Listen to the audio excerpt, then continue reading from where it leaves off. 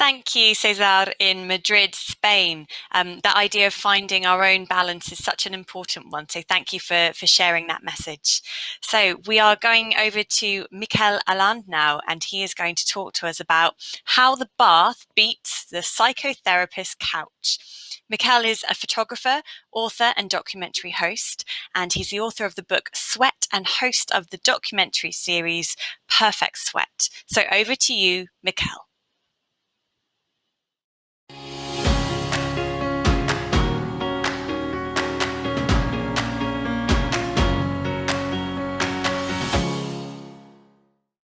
Hello, my name is Mikkel Aaland. I'm a photographer and author, and I split my time between my home in Norway and the US.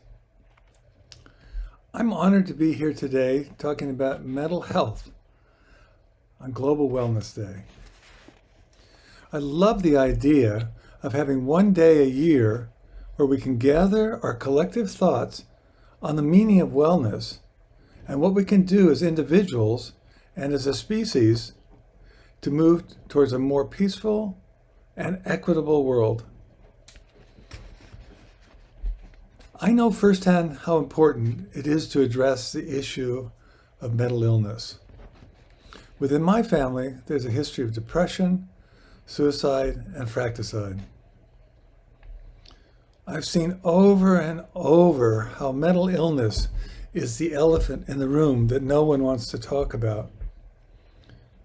I believe the stigma of mental illness exists because we're scared and feel helpless and not sure what to do about it. I believe communal baths, such as those found all over the world, draws people together and offers an antidote for mental illnesses arising from isolation, especially after the past 1.5 years of social distancing. It's especially appropriate that we're celebrating Global Wellness Day on a Saturday. Saturday is called Lørdag in Norwegian, which translates to washing day. And yes, Saturday has traditionally been the day set aside for bathing in the bastu, the Norwegian version of the Finnish sauna. 45 years ago, when I was young and full of enthusiasm and energy, I traveled around the world documenting bathing customs in Finland, Russia, Japan, Turkey, Mexico, and North America for my book Sweat. The sweat bath, which is known with such names as the sauna, the banya, the hammam, the temescal, sweat lodge, it's a universal phenomenon found most everywhere in place and time. In nearly all cases, the bath functions as a center of wellness, where social, physical, and spiritual needs are met. I like to ask people, what other human activity under one roof does all this? I think you'll be hard-pressed to answer.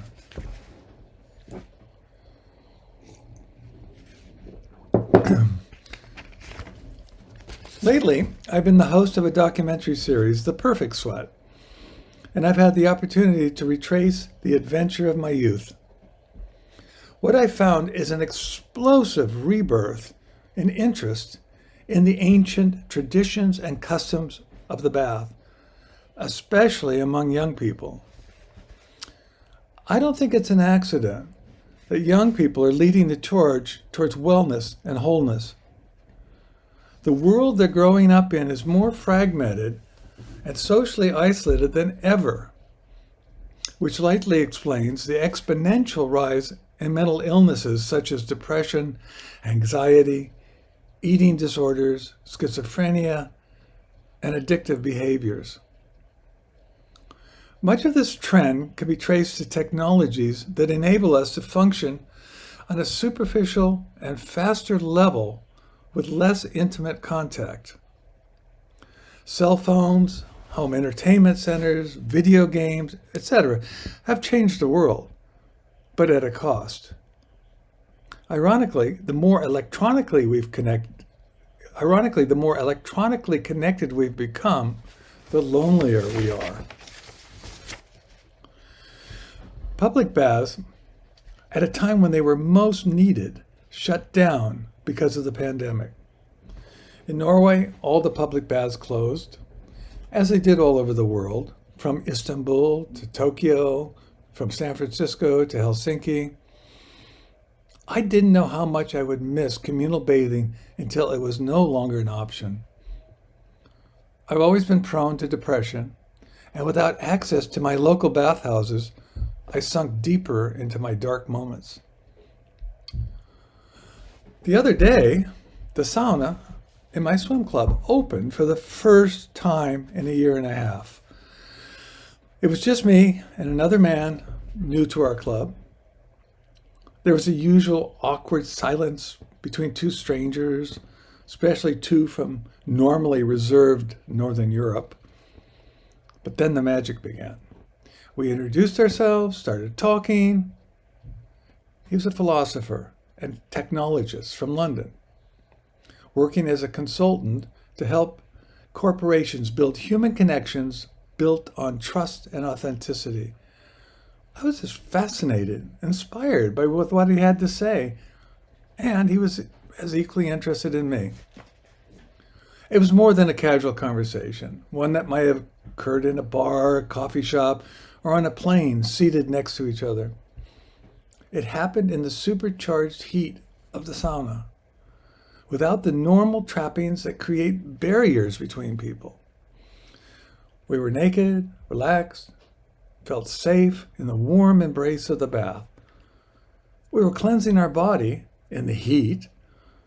At the same time, we connected through meaningful, open conversation, enhanced in the intimate space of the sauna. I could feel my physical and mental stress melt away. When I left the sauna, I felt better. I was happy. I can't speak for my new friend, but I suspect he was too.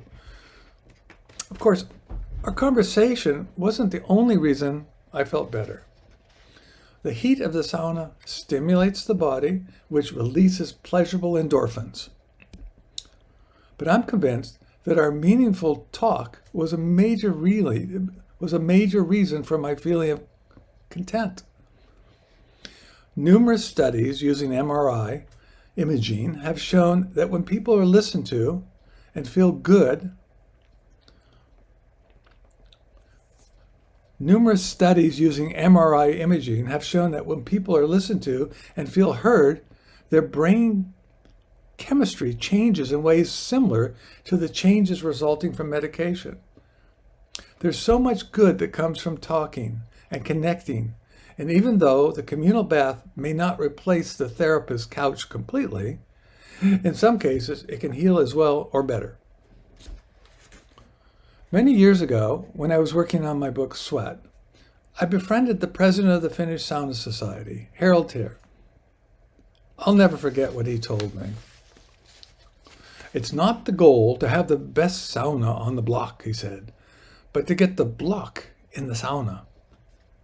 The Russians have a saying similar. If there are few banyas, we live in unity. If there are too many, we're lonely because one does not visit the other. So on this Global Wellness Day, let's dedicate ourselves to making the healing environment of the communal bath available to everyone, everywhere on the planet. Thank you for listening.